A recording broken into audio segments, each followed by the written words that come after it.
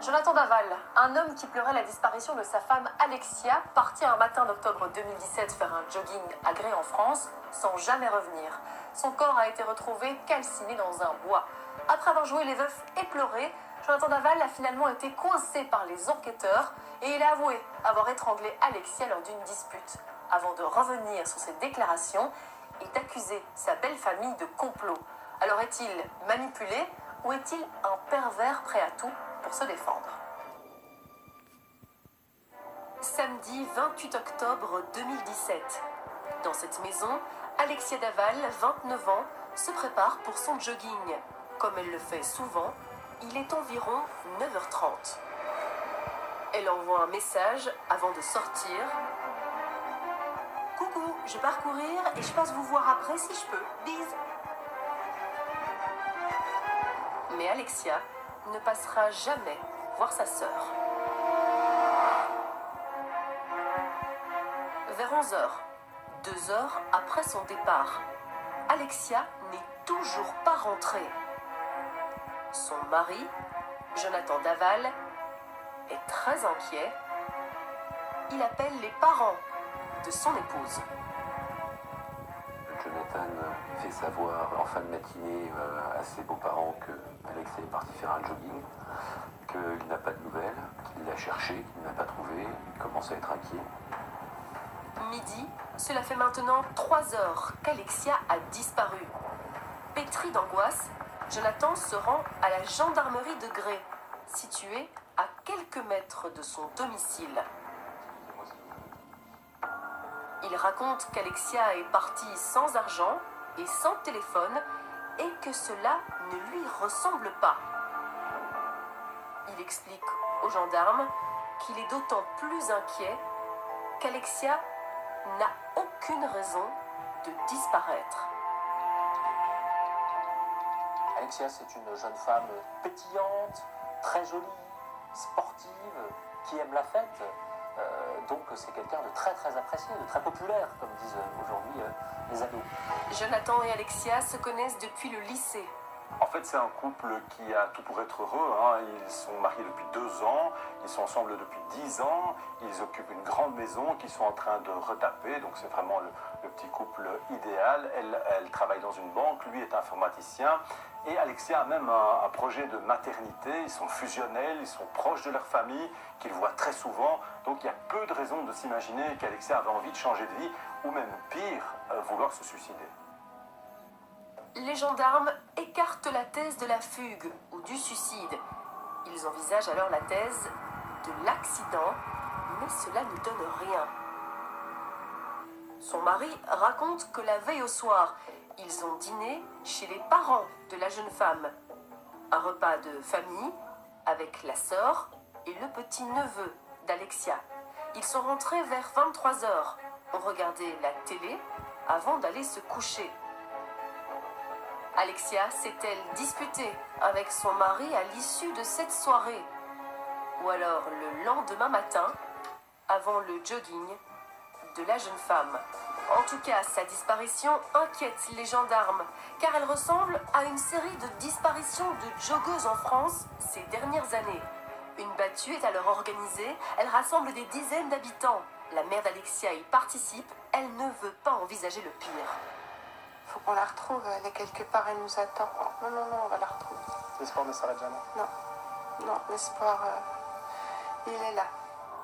Mais 2 jours après la disparition d'Alexia, le lundi 30 octobre, en fin d'après-midi, les gendarmes vont faire une terrible découverte.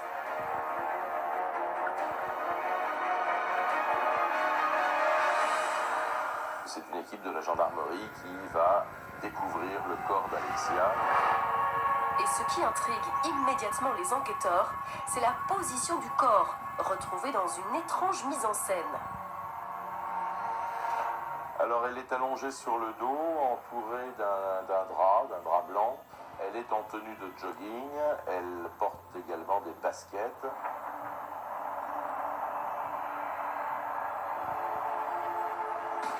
Elle a les mains posées sur le ventre, on a l'impression qu'elle repose en paix quelque part.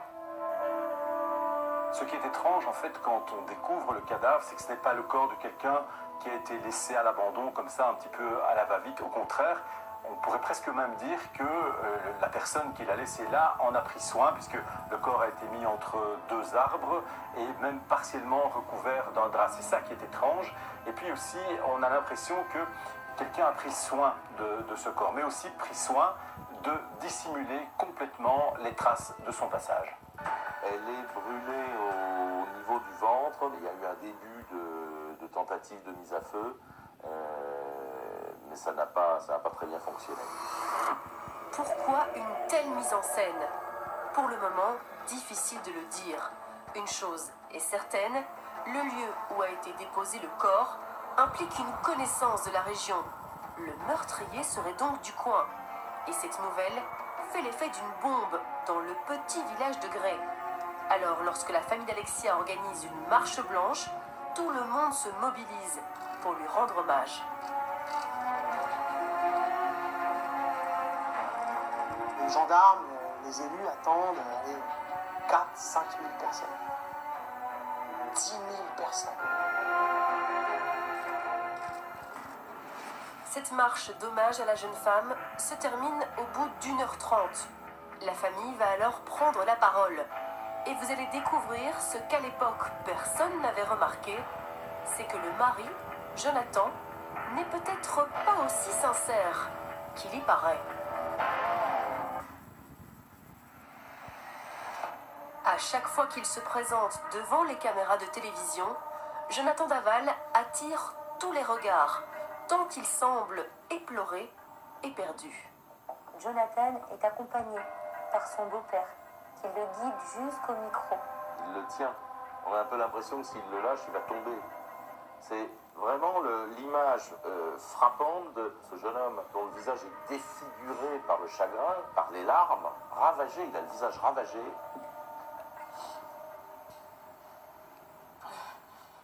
Mon épouse et moi partageons la même soif de liberté à travers nos activités sportives. Alexia aimait nager et courir, passion qui nous réunissait, tant dans l'effort que dans l'épanouissement de notre couple. Elle était ma première supportrice, mon oxygène, la force qui me poussait à me surpasser lors de mes challenges physiques. Et là, on a un homme qui a un discours qui paraît totalement déplacé par rapport à cette tragédie. Il ne parle pas d'elle, il ne parle pas de leur rencontre, il ne parle pas de cet amour qui s'est évanoui. Non, il parle de lui. Cette plénitude me manquera terriblement.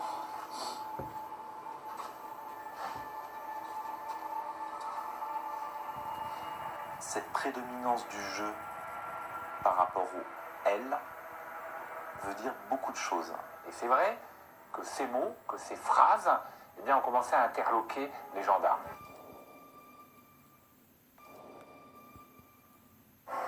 L'attitude de Jonathan va pourtant tromper tous ses proches.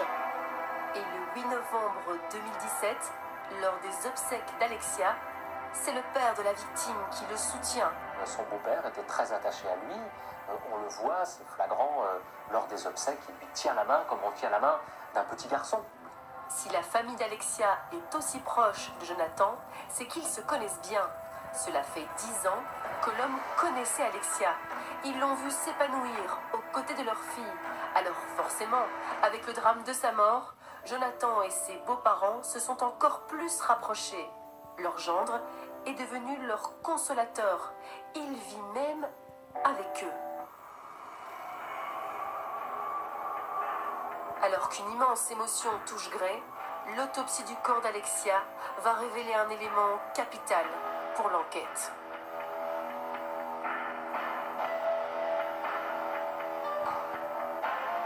L'autopsie va apprendre deux choses fondamentales aux gendarmes. La première, c'est qu'il y a des traces de coups, de violence, et qu'Alexia a été étranglée. Et qu'il n'y a pas de traces de violence sexuelle. Ça veut dire que c'est pas un crime sexuel. Et là, ça ferme énormément de portes. Alexia a été battue, puis étranglée, mais elle n'a pas été violée. L'autopsie ferme donc la piste du prédateur sexuel, mais elle ouvre une nouvelle hypothèse, terrifiante celle-ci. Le meurtrier d'Alexia serait un proche. L'expérience démontre que l'étranglement, dans 80% des cas, égale crime passionnel. Et qui dit crime passionnel, dit quelqu'un qui la connaissait. Les gendarmes referment plusieurs pistes et l'enquête semble s'enliser. Mais le 28 janvier 2018, 3 mois jour pour jour après la disparition d'Alexia, un premier coup de théâtre va secouer la ville de Gray, où le chagrin de la famille Alexia a ému tout le monde. Le mari d'Alexia Daval, la joggeuse, retrouvée morte fin octobre dernier dans un bois de Haute-Saône, a donc été interpellée ce matin. La nouvelle fait l'effet d'une bombe. De l'avis de tous, Jonathan est innocent.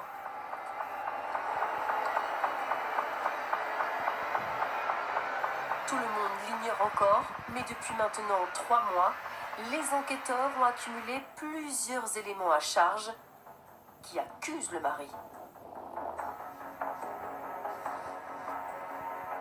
En fait, depuis le départ, sa version intrigue les gendarmes, et cela à cause d'un petit détail. Rappelez-vous, Jonathan Daval avait affirmé qu'Alexia était partie de chez elle pour faire son footing. Seulement après quelques vérifications, les enquêteurs n'ont trouvé aucun témoin pour le confirmer. Coïncidence extraordinaire, les gendarmes vont tomber sur un homme qui confirme leurs soupçons.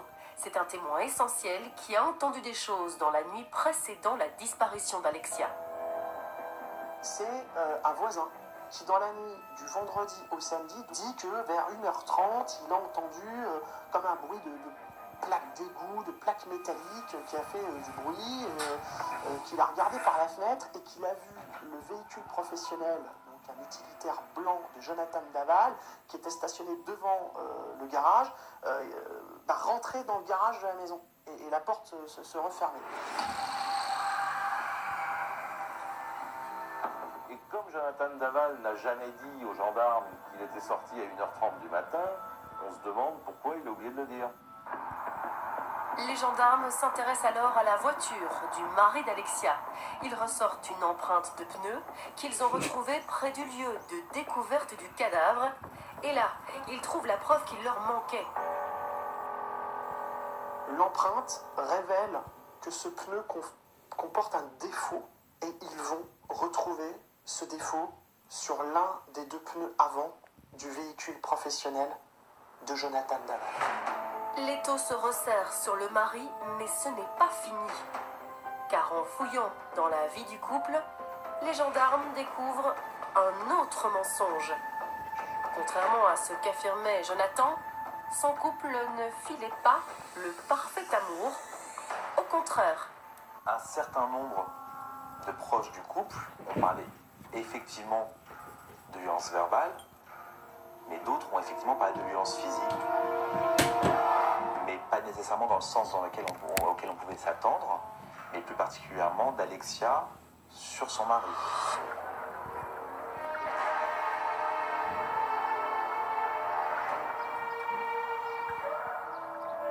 Alexia, c'est une jeune femme à qui tout a réussi, un bon boulot, une belle situation, elle est belle, mais il y a un problème, c'est qu'elle veut être mère, elle veut avoir un enfant et le couple n'y arrive pas. C'est même un sujet de discussion à répétition, ça devient même étouffant au sein du couple. On sait qu'ils se disputent souvent à ce sujet. Alors, y a-t-il une énième dispute au cours de laquelle Jonathan se serait fâché? A-t-elle un jour ou ce soir-là, en tout cas, mis en doute sa capacité à être père? C'est à cette question-là, en fait, que la justice devra répondre. 3 mois après la découverte du cadavre d'Alexia, les gendarmes ont suffisamment de preuves pour placer Jonathan Daval en garde à vue. Il va nier en bloc, mais une autre équipe d'enquêteurs s'entretient avec la mère d'Alexia. Ils ont une vérification à faire. Les gendarmes lui présentent le drap dans lequel était retrouvé le corps de sa fille. Et la mère d'Alexia dit aux gendarmes « Je reconnais ce drap. Ce drap provient du domicile de ma fille et de Jonathan. » Et là, ça devient quand même assez sérieux, quoi. C'est-à-dire que ce drap qui était sur la scène de crime vient de chez eux. Confondus, Daval va alors changer totalement de version. Il revient dans la pièce où il est auditionné par les enquêteurs et il dit aux enquêteurs, je vais vous expliquer. Il fond en larmes et il dit, c'est moi. C'est moi, mais c'est un accident. Il raconte qu'après la soirée raclette, le couple aurait commencé à se disputer dans la voiture. Et très vite, la dispute repart. Mais là, cette fois-ci, elle est violente. Toujours pour la même histoire, parce qu'elle lui reproche de ne pas être à la hauteur de ses espérances pour avoir un enfant. La dispute est devenue de plus en plus importante jusqu'au moment où, selon ce qu'il explique, Alexia l'a giflé une fois, puis une deuxième fois, puis plusieurs fois. Lui pète totalement les plombs, je pense qu'il est épuisé, il n'en peut plus de ses reproches incessants. Et dans un moment qu'il qualifiera d'accidentel, il va l'étrangler.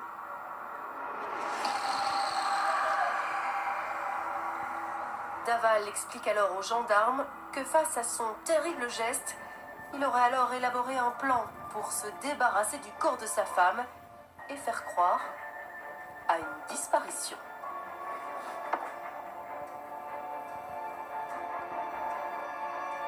Il l'enroule dans un drap parce que c'est sans doute plus pratique pour porter le corps. Elle porte à ce moment-là un débardeur, un short, une tenue décontractée du soir. Et il a à ce moment-là l'idée de lui mettre ses chaussures parce qu'il se souvient des meurtres de joggeuses et il se dit peut-être que c'est une façon de faire croire que c'est quelqu'un d'autre qui a fait ce qui s'est passé. Il rentre la voiture dans le garage, il met le corps d'Alexia Daval dans le coffre et il part pour se débarrasser du corps d'Alexia Daval. L'homme poursuit ses aveux. Le lendemain matin, vers 9h, il se crée un alibi. Il prend le téléphone d'Alexia pour envoyer un SMS à sa sœur Stéphanie avant de se rendre à la gendarmerie vers midi pour y déclarer la disparition de sa femme.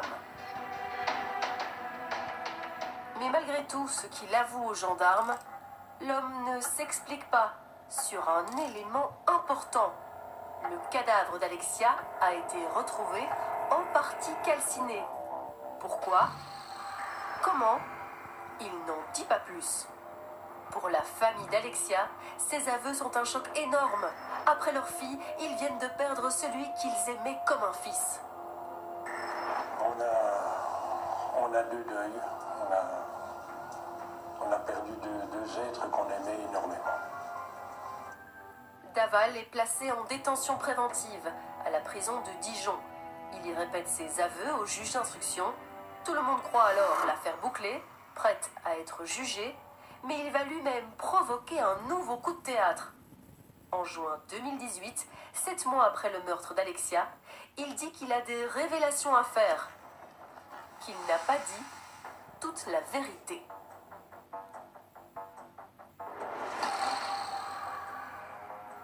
C'est là qu'effectivement tout bascule et que l'affaire prend un tout autre tour. Jonathan Daval revient totalement sur la version qu'il avait livrée initialement. L'homme se rétracte. Il ne serait plus le meurtrier, mais la victime d'un terrible complot familial. La mort d'Alexia serait survenue dans la soirée du 27 octobre 2017, lors de la raclette. Ce soir-là, il arrive très en retard. Alexia le lui reproche. Une dispute commence alors, et selon lui, la jeune femme aurait été prise d'une crise d'hystérie violente. Là, ça monte d'un ton. On sent que Alexia en veut à la terre entière, toujours selon Jonathan, et elle va partir, elle va monter dans les escaliers.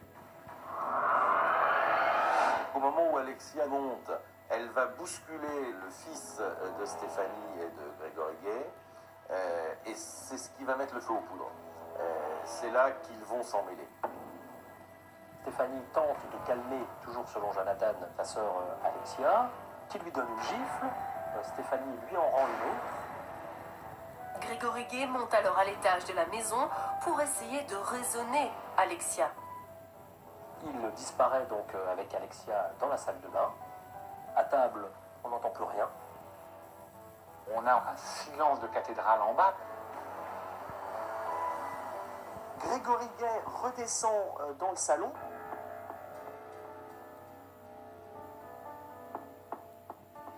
Grégory Gay dit à ce moment-là, j'ai étranglé Alexia, j'ai voulu la calmer, je l'ai tuée. Jonathan Daval charge Grégory Gay, son beau-frère, en disant que c'est lui qui a eu l'acte ultime qui a provoqué la mort d'Alexia Daval. Incroyable. À en croire Jonathan, ce ne serait pas lui qui aurait tué Alexia, mais son beau-frère, Grégory Gay. Et à cet instant-là, toujours selon Jonathan, la famille aurait pris une décision inimaginable jusqu'à ce moment de l'affaire. Tout le monde aurait décidé de protéger Grégory Gay et tout le monde aurait choisi de mentir.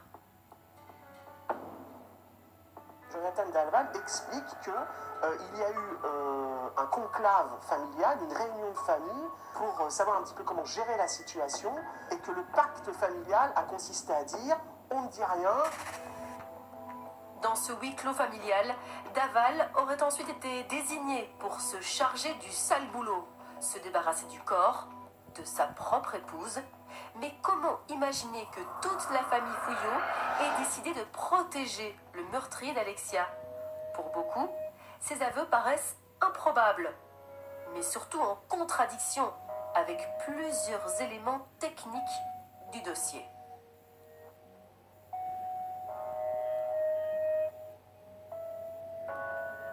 Ça contredit quand même énormément d'éléments d'enquête. Il faut quand même rappeler que le drap dans lequel a été retrouvé enveloppé Alexia Daval est un drap du couple qui vient de la maison de Jonathan Daval et d'Alexia Daval. Pour les proches d'Alexia, c'est la sidération. Ces accusations sont comme un ultime coup de poignard.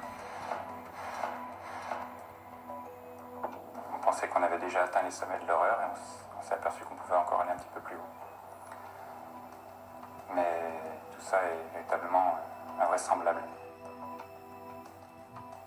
Et maintenant... C'est presque une mauvaise blague, ouais, Isabelle. on prenait ça presque pour une mauvaise blague. Et maintenant, ça a une répercussion énorme et ça atteint profondément.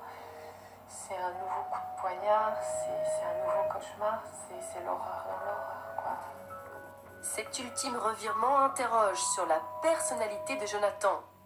Mais qui est-il vraiment? On se retrouve avec un Jonathan qu'on ne connaît pas. Alors, quel est le vrai Jonathan? Je ne sais pas. On ne sait plus qui il est. Voilà. La défense de Jonathan Daval s'effrite de jour en jour. Dernière révélation en date, seul son ADN aurait été retrouvé sur le corps d'Alexia, mais aussi sur les lieux où son cadavre a été retrouvé.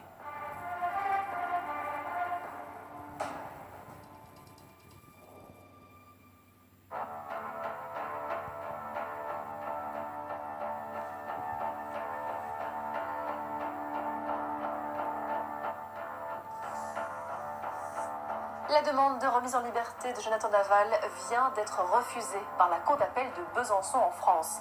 C'est la fin de notre émission. Merci de nous avoir suivis et merci pour votre fidélité.